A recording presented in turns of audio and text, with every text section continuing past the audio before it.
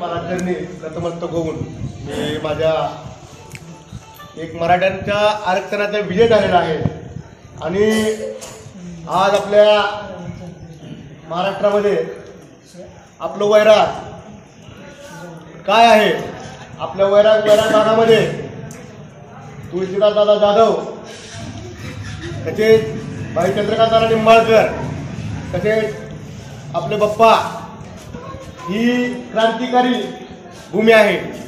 इथं स्वाभिमानी माणसं येतात जन्माला आणि अजून काही असे काही लहान लेकरामध्ये बाप्पा असतील, नाना असतील किंवा तुळशीदास दादा असतील. आणि एक सांगतो मित्रो, आज आपला ट्रॅक्टर मोर्चा इतका का मोठा झाला.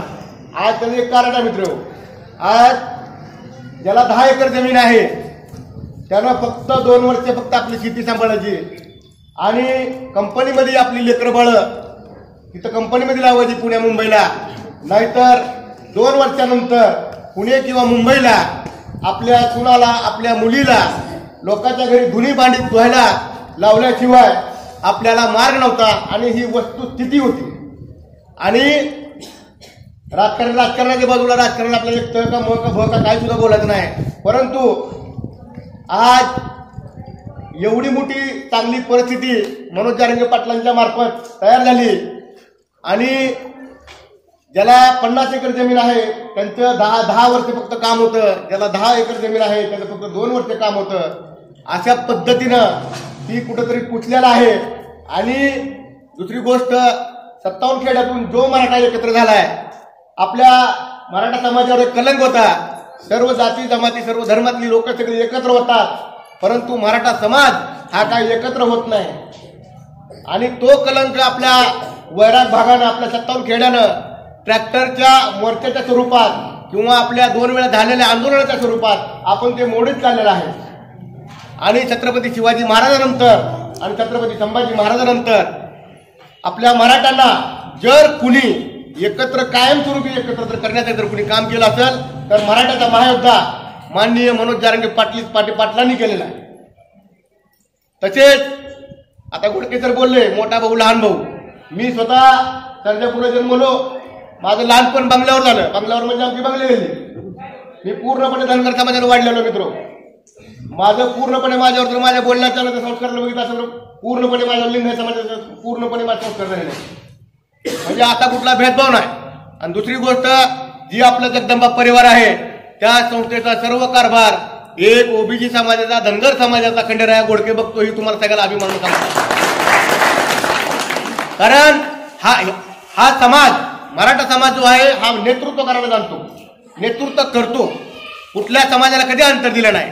पण शेवटी एक लक्षात ठेवा, उद्या आज जर आपल्याला मराठा समाजाला जर आरक्षण भेटलं नसतं तर उद्या आपल्या लेकराबा आणि आपल्या शिव्या दिल्या असतात. आज माझ्यापर्यंत आमच्या पिढ्या बर्बाद झाल्या. मागे 60 वर्ष मागे जर तुम्ही गेले त्यांच्या पिढ्या बर्बाद झाल्या.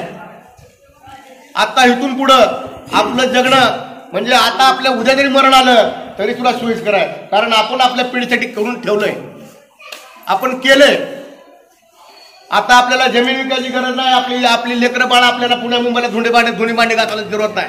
कारण आज तुम्ही जर दुष्काळ पडल्यावर असू द्या किंवा कुठं काही घटना घडल्यावर असू द्या, पुण्या मुंबईला ब्रिज खाली आपल्या गावामध्ये पाटील म्हणणारी आज जी कंपनी जी माणसं आहे ती पारावर बसून पानानं सगळ्याला मानपान भेटणारी माणसं आज नवरा बायकोशीत पुण्या मुंबईला ब्रिज खाली बसते. आज ही अवस्था कुठेतरी कमी झाली आहे. आज मराठा समाज एकत्र झालाय. नाहीतर पहिला असं असायचं, मराठाचं लग्न असलं किंवा कुणाचं लग्न असलं, कुठल्याही समाजाचं लग्न असलं की बाबा की एकमेकाच्या घरच्या बायकाची स्वयंपाकाला जायच्या, एकमेकाच्या लग्नाला सगळी मदत करायची. आता सगळं ती मुडीत निघालं होतं. परंतु आता मनोज जरांगे पाटलाच्या मार्फत सांगतो, आता परत एकदा मराठा समाज एकत्र झालेला आहे. आता कमीत कमी 1000 वर्ष काय होणार नाही. त्यामुळं कुठल्याही समाजाला अंतर देत नाही, कुठल्याही समाजाला अंतर द्यायचं नाही. कारण आपलं वैराग हा अल्पसंख्याकाच्या गावाला लक्षात ठेवा. ह्या गावानं पूर्णपणे मराठ्यांना प्रेम दिलं आणि वैरागमध्ये ज्यांनी बाहेरचा माणूस मोठा झालेला एक लक्षात ठेवा. इतकी प्रेमळ लोक आहेत इथं. कारण शेवटी स्थान दिल्याशिवाय इथं माणूस मोठा होत नाही, प्रेम दिल्याशिवाय मोठा होत नाही. आज मोप खरं आमची खेळाडं पवळं आज आज आमचं मोठं पाहुणं रावलं तिथं मोफ खरं आहे. परंतु आज धनगर समाजाचा असू द्या, मातंग समाजाचा असू द्या, जयभीम समाजाचा असू द्या, आज आम्हाला सर्व समाजाचा 18 पकडल्या तिथे आम्हाला प्रेम लाभलंय. आज त्याच्यामुळं आज आपण वैराग भागात वैरागमध्ये नाका नंबर 3 मध्ये 2 वेळा आपण आंदोलन करत सक्सेस झालेलो मित्र. त्यामुळं सगळ्याला माझी कळकळीची विनंती आहे. आणि इथून पुढं बाबांनो, इथून पुढं काय मनोज जरांगे पाटलासारखा माणूस कुणी तयार होणार नाही. काळ वेळ वाईट आहे.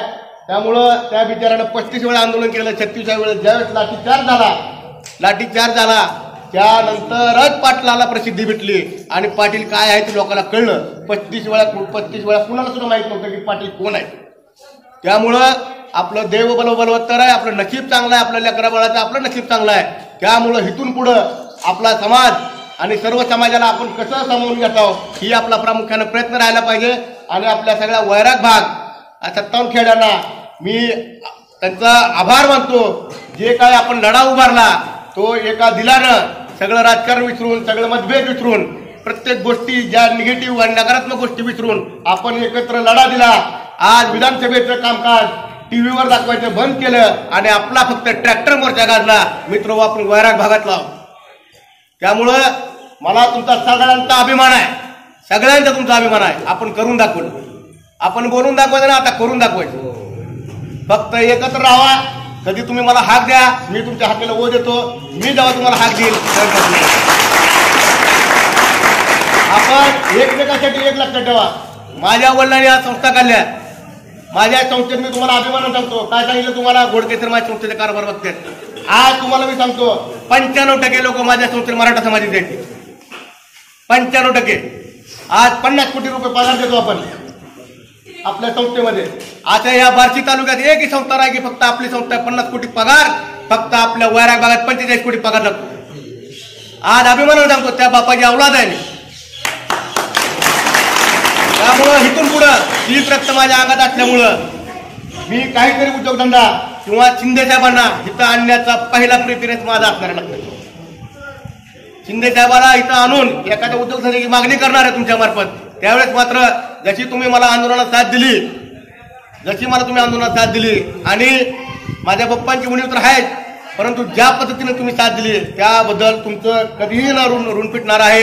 त्यामुळे असंच आयुष्यभर साथ देत राहावा एवढंच विनंती करतो. माझी भाषण संपतो.